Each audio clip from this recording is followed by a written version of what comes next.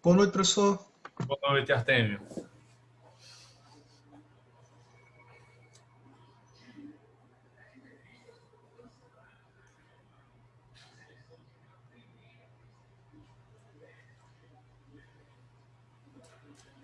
Boa noite a todos, a todas.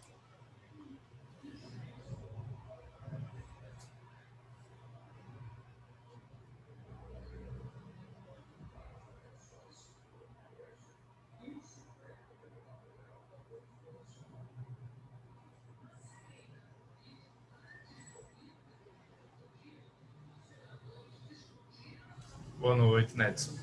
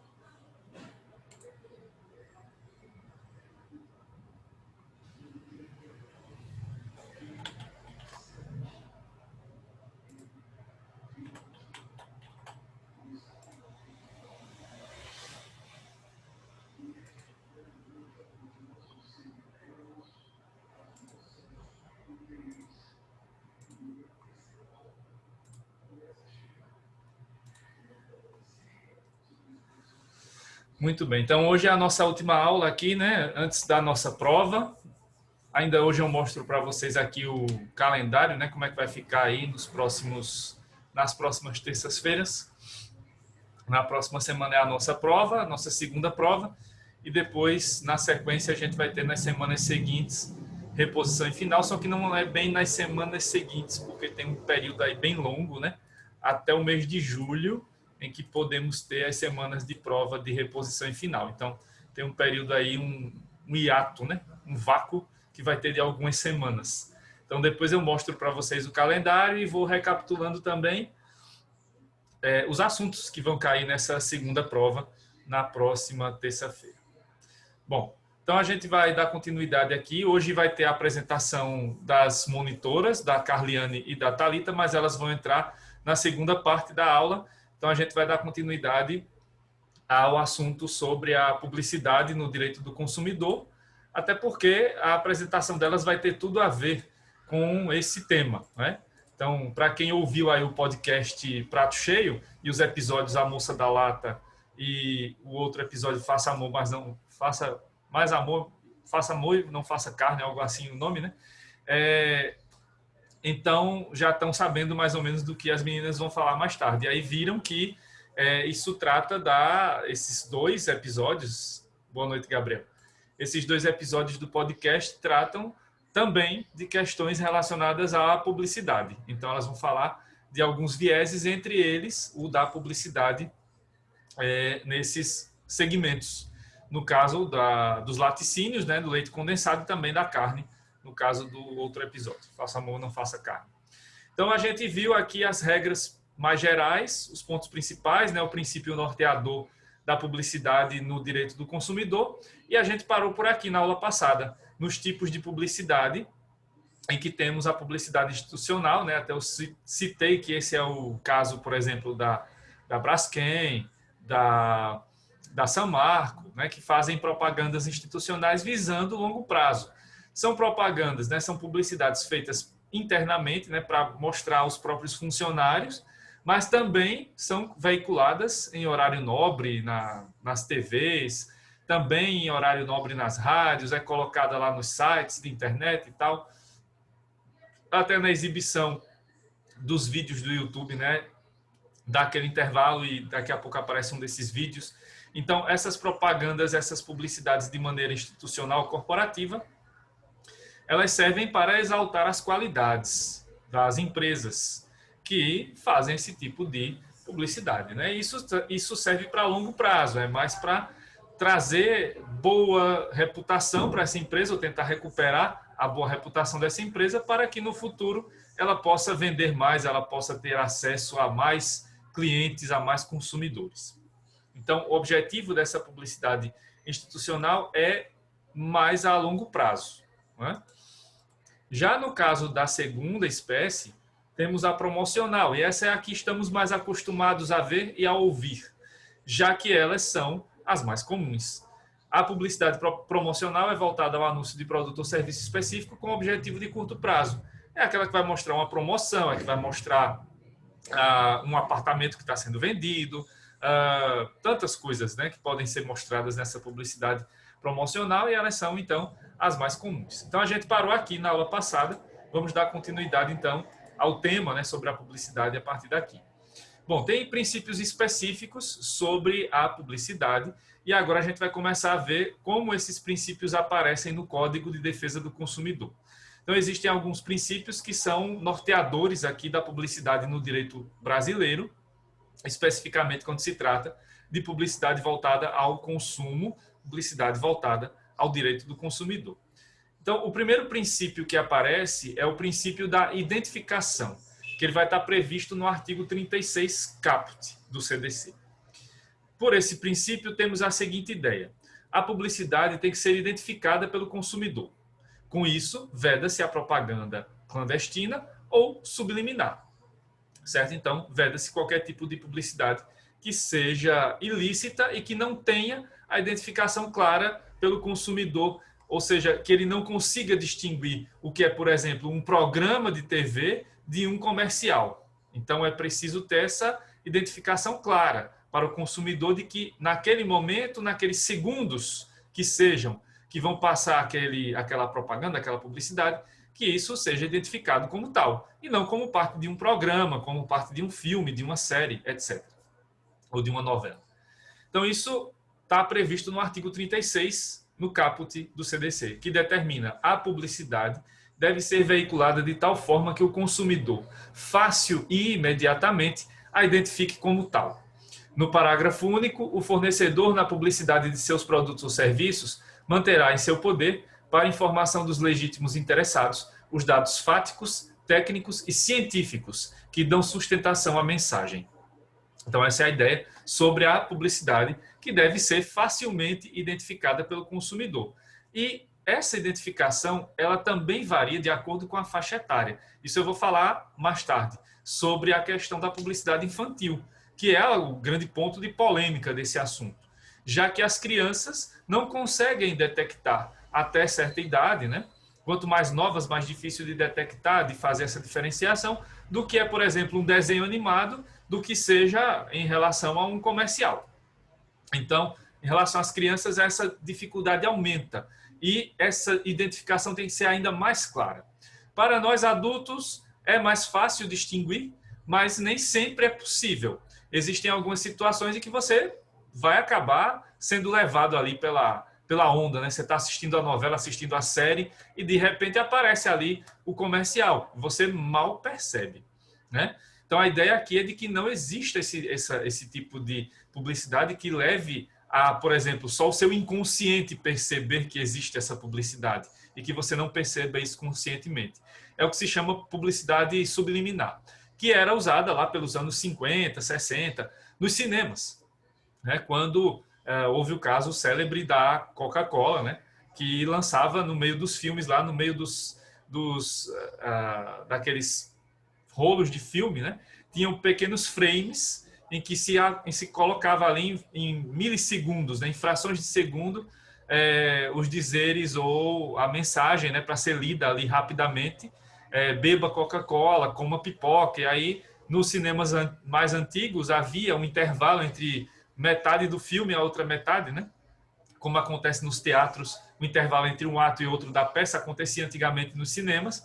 Havia um intervalo entre uma parte e outra do filme, e aí todo mundo corria lá para a parte da alimentação para comer, para comprar pipoca e comer e tomar Coca-Cola. Então, esse tipo de publicidade que chegou a ser ali tolerada nos anos 50, 60, depois foi regulamentada e hoje praticamente nenhum país permite isso. Mas a gente tem aqui no Brasil sempre, né, alguém tentando forçar o limite, né, tentando esticar a corda, e aí quem assiste lá o canal SBT vê aquele Jequiti aparecendo assim como num piscar de olhos. Houve já um questionamento judicial, mas não se considerou que aquele, né, piscar de olhos da Jequiti seja uma publicidade subliminar, né? Porque ainda é possível perceber, mesmo que pelo piscar de olhos ali, que aparece aquele nome. Então, esse seria um limite aqui, né? Algo pior do que isso, que seja mais rápido do que esse nome que aparece assim, pulsando, né, na programação, fica mais complicado, né? E aparece até no futebol, eu não assisti nenhum jogo ainda sendo transmitido por lá, meu Deus do céu, pelo amor de Deus. Então, veja, nesse caso aí, né, não se determinou que seria publicidade subliminar. Se fosse, já teria que ter sido, né, retirada, tanto das transmissões de futebol, quanto de novelas, filmes, programas, etc. Não poderia. Mas não foi esse o entendimento, né? Judicialmente não houve esse entendimento e nem o próprio CONAR entendeu que fosse propaganda ou publicidade subliminar. Mas não se pode chegar a um ponto de ser ainda pior do que esse aí e só ser percebido pelo subconsciente, como era lá atrás o exemplo da Coca-Cola e da pipoca. Principalmente Coca-Cola, claro, que é um produto industrializado e tem uma grande empresa por trás. Outro princípio é o da vinculação contratual. Como a gente já sabe, a oferta vincula aqui no direito do consumidor e, claro, a publicidade também. Vender as miçangas, com nomes lá estrambólicos. Então, os artigos 30 a 35 do CDC tratam desse princípio de maneira mais geral. E, por essa determinação, temos o seguinte: o consumidor pode exigir o cumprimento do conteúdo da comunicação publicitária. Por isso que não se pode fazer uma publicidade enganosa ou abusiva, ou principalmente enganosa. Porque o consumidor vai poder cobrar, e é um direito dele, cobrar aquilo que ele viu ou ouviu, né, no comercial que passou. Então, tem que ali haver fidelidade com a realidade. Tem que ser algo factível, tem que ser algo verídico. Não pode ser uma invenção para uma armadilha, né, para pegar o consumidor. Porque a publicidade, mesmo sendo algo pré-contratual, já vai ser incluído ali como uma visão mais ampla de contrato e vai vincular, sim, esse fornecedor e essa, né, por meio dessa publicidade que foi feita. Então, esse é outro princípio fundamental aqui para a publicidade no direito do consumidor. Outro princípio, seguindo a mesma linha, é o da veracidade. Você não pode ter aqui uma publicidade que leve o consumidor a erro ou que não expresse a realidade dos fatos. Então, o artigo 37, parágrafo 1º, trata disso, né? E trata especificamente da questão da vedação e da sanção, mesmo que de caráter geral, para a publicidade enganosa. Então, o artigo 37 é que trata, né, da publicidade enganosa e abusiva. Então, no caput está lá, é proibida toda publicidade enganosa ou abusiva. E no parágrafo 1º, é enganosa qualquer modalidade de informação ou comunicação de caráter publicitário, inteira ou parcialmente falsa, ou por qualquer outro modo, mesmo por omissão, capaz de induzir em erro o consumidor a respeito da natureza, características, qualidade, quantidade, propriedades, origem, preço e quaisquer outros dados sobre produtos e serviços. Depois, na sequência, eu vou falar melhor e vou explicar melhor esses tipos de publicidade enganosa, certo? Mas aí está o princípio da veracidade. Isso traz a proibição de que exista publicidade ou qualquer tipo de comercial que leve o consumidor a erro em qualquer um desses pontos aí. Então, tem que se levar aqui informações para o consumidor conforme a realidade dos fatos, conforme a verdade. Tanto em relação à natureza, características, qualidade, quantidade, ou seja, todos esses elementos que aparecem aí no parágrafo 1º do artigo 37.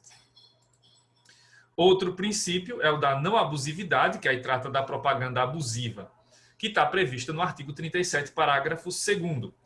Objetiva reprimir desvios na publicidade que prejudiquem os consumidores em valores tidos como importantes pela sociedade de consumo. E aí tem uma diferença entre publicidade enganosa e abusiva, que eu vou falar melhor depois. A publicidade enganosa induz o consumidor a erro e a abusiva é uma enganosa com um plus, né? De novo, usando aquela redundância, né? Para ser irônico, plus a mais. Então, é com um plus, né? Com algo a mais, que vai ser aqui algo que vai acabar interferindo e vai causar danos também à própria pessoa, aos próprios destinatários desse comercial, dessa publicidade, direto ou indiretamente, certo? Então, pode envolver aqui questões relacionadas às minorias. Então, pode ser uma propaganda misógina, né, que traga problemas ali em relação, que seja preconceituosa com as mulheres. Pode ser uma propaganda homofóbica, que trate ali, né, as pessoas LGBTQIA+, de maneira preconceituosa. Pode ser uma propaganda racista, que também trate as pessoas negras, né, de maneira preconceituosa, e assim por diante. Então, geralmente, isso vai ofender também determinados segmentos da sociedade. Minorias ou pessoas em situação de vulnerabilidade ou com um déficit de direitos. Então, o artigo 37, parágrafo 2º, trata disso.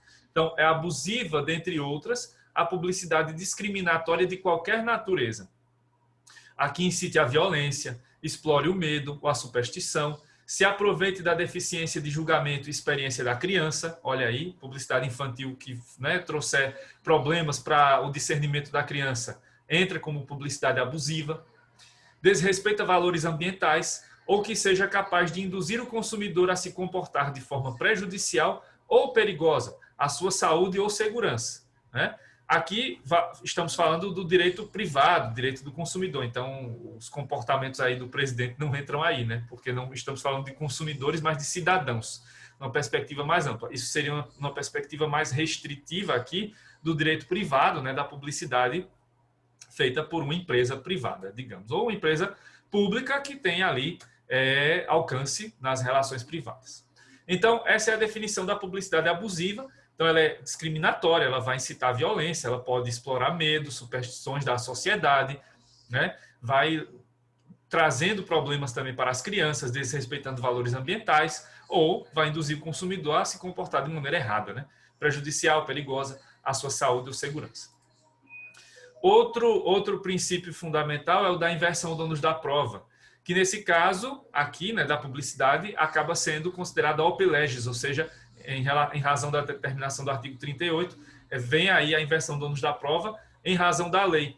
Então, ela seria quase que presumida, se bem que na prática a gente tem que pedir mesmo lá na inicial a inversão, né? Não pode ficar esperando que o juiz presuma de ofício, mas o entendimento da doutrina é que seria um caso aqui que se opera a partir da lei, então já seria uma presunção absoluta de inversão do ônus da prova.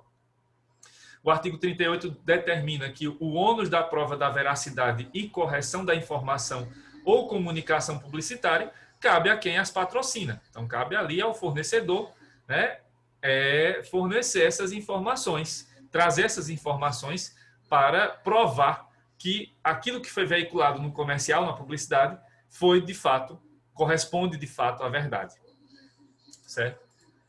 Outro princípio é o da transparência da fundamentação da publicidade, que está previsto no artigo 36, parágrafo único, que é conexo ao princípio anterior da inversão do ônus da prova. O que prevê o parágrafo único do artigo 36. O fornecedor, na publicidade de seus produtos ou serviços, manterá em seu poder para informação dados fáticos, técnicos, científicos. Já falei sobre isso, né? Então, tem que haver transparência nessa fundamentação da publicidade, tem que haver a fundamentação, a possibilidade de conhecimento do consumidor de onde saíram aqueles dados, né? Para que se confirme realmente se há embasamento científico, se há realmente a verdade naquele comercial veiculado.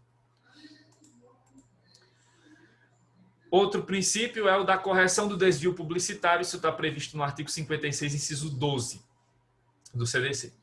Esse princípio impõe a correção de malefícios provocados pela publicidade por meio da contrapropaganda, além da reparação civil e da repressão administrativa e penal. Seria como se fosse aqui um direito de resposta, né? Falando lá do direito constitucional, trazendo para o direito do consumidor, de maneira mais restrita, seria quase como um direito de resposta. Então, foi veiculado um comercial que é mentiroso, então tem que haver a contrapropaganda, naquele mesmo tempo, com aquele mesmo alcance, para poder trazer de volta a verdade dos fatos, para desmentir aquele comercial que foi mentiroso, que trouxe informações inverídicas, né, que não eram verdadeiras. Então, isso está lá no artigo 56, inciso 12. As infrações das normas de defesa do consumidor ficam sujeitas, conforme o caso, as seguintes sanções administrativas sem prejuízo das de natureza civil, penal e das definidas em normas específicas. Imposição de contra-propaganda. Então, nesse caso, vai ser o ônus da contra-propaganda da própria empresa que veiculou a propaganda mentirosa. Então, caberá a ela fazer uma nova propaganda para conscientizar os consumidores de que os fatos mostrados no primeiro comercial eram mentirosos. E agora ele vai ter que trazer, essa empresa vai ter que trazer a verdade. Então, nessa contra-propaganda vai se desmentir aquilo que tinha sido colocado no primeiro, né, na primeira veiculação de publicidade. Outro princípio, lealdade publicitária, com o fim de impedir a concorrência desleal provocada pela publicidade ilícita, enganosa, abusiva, falsa, que ofenda os direitos da personalidade ou direitos humanos, etc. Então, aqui essa lealdade, ela não é vista só em relação a fornecedor e consumidor, mas também em relação às empresas. Então, essa publicidade não pode vir aqui também a trazer concorrência desleal entre as empresas, né? Então, o cobrimos qualquer oferta, por exemplo, ele, se não for bem delimitado, se não houver ali os detalhes desse cobrimos qualquer oferta, ele vai acabar sendo um cobrimos qualquer uma mesmo. E aí pode levar até em âmbito mais longo, né, em um longo prazo, a problemas financeiros para essa empresa. Ou ao descumprimento, que é mais comum, né? Para não perder dinheiro, a empresa não vai cumprir o que está lá prometendo na publicidade, simplesmente não vai cobrir oferta nenhuma.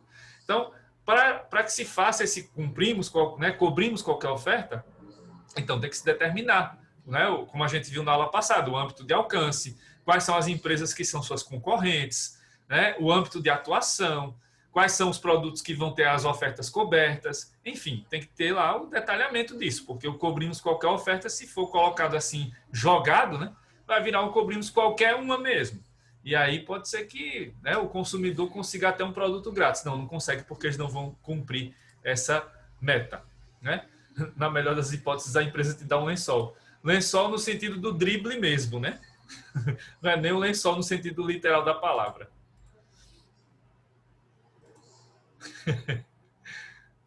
Bom, outra coisa aqui importante, falei o lençol porque o Artemio citou aqui, mas podia ser o drible da vaca também, falando de futebol, né? Então, outra coisa aqui importante, né? Bato nada, sou o perna de pau desgraçado. Merchandising e teaser. São formas mais contemporâneas, né, que aparecem aí depois da publicidade que a gente viu, aquelas duas, né? A publicidade corporativa e a publicidade promocional. Além delas, também tem outros meios que são mais contemporâneos de se veicular informações que são aí de interesse das empresas. E aí se usa muito merchandising e o teaser. Na verdade, merchandising foi um nome popular que se usa aqui no Brasil, né? Porque merchandising é uma perspectiva mais ampla lá de quem estuda no curso de marketing e propaganda, por exemplo. Mas aqui ficou convencionado no Brasil, né, no senso comum, que merchandising são aqueles comerciais que são colocados dentro dos programas, dentro das novelas. Então, isso seria o merchandising. Isso aparece, às vezes, com uma pessoa de fora do programa, né, uma pessoa convidada ali, contratada, né, pela empresa para fazer o comercial, ou aparece na própria novela, no próprio filme, na própria série. E aí, isso, nesse segundo caso, fica mais difícil de detectar, porque ali está o personagem, como se estivesse atuando, né, numa situação cotidiana ali, numa situação que está no contexto, né, do programa, da novela, etc. E, de repente, ele vai e aparece e joga lá na sua cara um perfume, joga lá na sua cara a geladeira, né, mostrando, que coisa maravilhosa, ela é da marca tal, né? Então fica esse negócio, não é uma propaganda subliminar, mas vai também naquela história, né, de esticar a corda. Não estica tanto quanto o que eu falei no começo da aula, né? Mas aqui você consegue perceber. Mas para isso vai levar alguns segundos, né, para você poder sair daquela vibe que você estava ali assistindo a novela, o filme e tal, para poder saber que aquilo é um comercial. Já nos programas fica mais fácil, porque o apresentador para aquilo que está fazendo, aí vai para um cantinho assim, tem uma mesinha, né? Aí tem lá a pessoa fazendo a propaganda e tal. É isso que a gente chama aqui de merchandising. Isso aqui também tem que estar protegido, né, contra publicidade enganosa ou abusiva.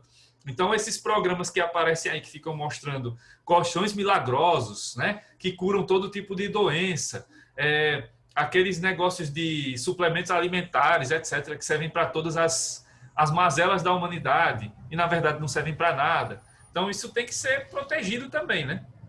Porque isso acaba sendo propaganda ou publicidade enganosa, né? Vai levar o consumidor a erro, né? E aí, aqui no Nordeste tem sempre aquela, né, que... Não, ainda não, viu? Jaburina branca, nunca ouvi falar disso na vida. Ainda não passou por aqui, não. Eu ia falar de outra aqui, que é a pomada Padre Cícero, né? Em todo canto do Nordeste existe essa pomada sendo vendida em feiras, né, nos mercados. E aí fala-se muito disso, né? Eu lembro que antes da pandemia, quando eu estava andando no ônibus, né, aparecia um tal de sebo de carneiro. Então, um monte de coisa assim que cura tudo, né? E não cura nada ao mesmo tempo. Então, tem que ter cuidado com isso também, né? Que, que é quando tem esse remédio, né? Que essa fórmula mágica que resolve todas as mazelas, na verdade, é uma coisa enganosa, né? E tem o teaser, que o teaser é muito usado hoje, né? Para fazer como se fosse a pré-propaganda. Então, geralmente é algo que vai aparecer ali, que vai chamar a atenção, né, dos consumidores no outdoor, presencialmente, ou, né, como se fosse ali o trailer do filme, só que não é o trailer, é o pré-trailer, né? Então, ele vai chamando a atenção dos consumidores para isso, né? Como a Camila está falando, vai lançando aos poucos e vai trazendo uma informaçãozinha, outra, tal. Então, isso vai também sendo necessário ter aqui, né, cuidado para não ser, né, para não levar o consumidor a erro, para não trazer discriminações, incitar violência, etc, etc, né? Eu lembro de uma que teve, de um teaser, né, que teve alguns, acho que 2 anos atrás, que era o do seu, aqui em Maceió, né, que era como se fosse o seu Madruga dizendo, não pague o aluguel agora, né? Aí era só isso, e você ficava, bom, que é isso, né? Aí depois você descobre que era um comercial de uma construtora, né, que estava lançando um conjunto habitacional aqui, não um conjunto de apartamentos. Então era isso, né? Não pague aluguel porque você vai comprar o seu apartamento, você vai realizar o sonho do seu apartamento. Então, o teaser vem mais nesse sentido. Mas pode ser o teaser lá do filme, né? Que aparece lá, por exemplo, vai ter o filme do Superman, aí no lugar não aparece cena nenhuma, vai só aparecer o emblema lá do S, né? Na blusa lá do Superman, algo assim, né? Então, esse teaser também tem que vir aí com esses cuidados. Então, os mesmos cuidados da publicidade comum, né? Que estamos acostumados a ver por aí, na TV, no rádio, na internet ou na rua, também tem que ter aqui, com merchandising e com teaser, que são formas mais contemporâneas, mais dinâmicas de se fazer publicidade, não só no Brasil, no mundo todo, né? Até aqui, pessoal, tá dando para entender direitinho, tudo certo? É um assunto legal porque mexe aí com a nossa realidade, né? Eu vi que, né, muita gente está lembrando aí do que eu estou falando aqui, né? Tá bem legal esse assunto. Bom, a gente vai falar agora, na sequência, né, da chamada publicidade proibida pelo CDC, a enganosa e a abusiva, né, e outras mais que houver. Então, vamos aprofundar mais um pouquinho isso. Então, o CDC ele coloca, em geral, a publicidade enganosa e a abusiva, como as publicidades proibidas, vedadas no direito brasileiro. Então, vamos aprofundar isso mais. Então, a publicidade enganosa, a gente já leu o 37, parágrafo 1º, né, que trata disso. Mas não é só o parágrafo 1º, tem o 3º também que trata desse tema. Então, você tem a publicidade enganosa, que vai induzir o consumidor a erro, não é isso? E ela pode vir de duas formas. Por ação ou por comissão. E a segunda forma, por omissão. Então, por comissão é quando o fornecedor afirma algo que induz o consumidor a erro. Então, aquela informação é errada, vai induzir o consumidor a erro. É a publicidade enganosa por comissão. Por omissão, quando o fornecedor deixa de afirmar algo relevante e que induz o consumidor a erro. Então, essa omissão dessa informação é relevante e isso vai acabar, né, essa falta dessa informação vai acabar levando o consumidor também a erro. Então, as duas formas levam ao mesmo resultado, a publicidade enganosa, que é proibida e que, portanto, poderá levar a consequências, não só no âmbito civil, né, geral, mas também pode até ser caso criminoso, né? A depender ali do que está previsto na legislação especial, no próprio CDC, na parte que se refere aos crimes. Ainda outros tipos de publicidade enganosa. Você pode ter a total ou parcialmente falsa. Aqui nesse terceiro caso, não há necessidade de que a informação seja inteiramente falsa para que seja enganosa. Então, não precisa que você tenha aqui publicidade totalmente falsa. Basta que ela seja parcialmente falsa, né? Falseou parcialmente a verdade, já é publicidade enganosa, porque já está induzindo o consumidor a erro. Se ela vem escancaradamente falsa, pior ainda, né? Aí é que vai enganar mesmo o consumidor. E tem a outra espécie, que é a verdadeira, porém enganosa. Nesse quarto caso, mesmo a publicidade verdadeira pode omitir informações ou pode, não pela veracidade das alegações, mas pela falta de clareza, induzir o consumidor a erro. Aí essa tem uma pequena diferença em relação à segunda lá, né? Porque essa vai ser verdadeira, só que ela vai ter algum ponto que vai acabar induzindo o consumidor a erro, porque a informação como foi veiculada, ela não está veiculada de forma clara. Ela não é omissiva, pode até não haver uma omissão da informação, mas a forma escolhida pela qual vai ser veiculada a informação não é clara, não é objetiva. Isso pode induzir o consumidor a erro também. Então, mesmo informações verdadeiras que não sejam veiculadas de maneira clara e objetiva, podem levar o consumidor ao erro. E aí podem ser também consideradas publicidade enganosa, certo? Já no caso da publicidade abusiva, nós vamos ter outras espécies que aí estão, né, só fiz aqui delimitar o que está lá no parágrafo 2º. Então, as modalidades de publicidade abusiva que nós temos são, em primeiro lugar, a que vai desrespeitar os consumidores hipervulneráveis, que são crianças, idosos, deficientes. Então, publicidade dessa natureza é considerada abusiva, mais grave, portanto, do que a enganosa. Segunda espécie, a que desrespeita o meio ambiente. Então, publicidade desse tipo é considerada abusiva também. Terceira, que desrespeita os deficientes de informação, que não são deficientes físicos ou mentais estritamente. Aí você pode incluir, por exemplo, as pessoas analfabetas, as pessoas que têm algum tipo de analfabetismo funcional, por exemplo, né? Então, não é a pessoa que tem deficiência doença, né? São as pessoas que têm um déficit de informação, porque elas não têm acesso à informação tal qual, vamos dizer, a sociedade em média.